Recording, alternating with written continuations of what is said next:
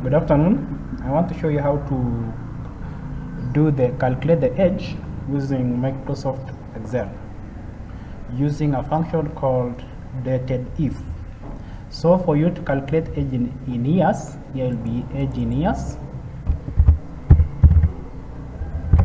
It will be is equals to DATEDIF.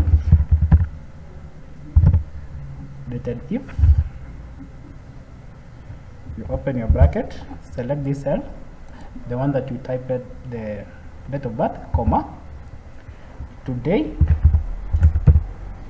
open your bracket, close, comma, and then quotation mark, y. That is, you want to calculate age. You want the Microsoft Excel to calculate for you age in years of both Kimberly, Jane, and Mercy.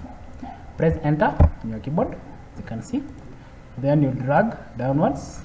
It will indicate the age of the rest. Next one is age in months. You'll be using again DATEDIF is equals to DATEDIF. Open your bracket. You can pause the video, practice with me. Select this cell, that is G4, comma, today. You type in your keyboard,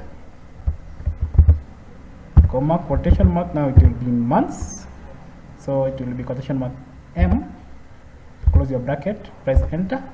So it will show the age of both of Kimberly in months. You drag downwards. And the last one is the age in terms of days. It is equals to DATEDIF. Open your bracket, select the cell having the date of birth, comma, today. Open your bracket, close, comma, and then quotation mark. It will be D for days. Then you close your bracket. Press enter in your keyboard.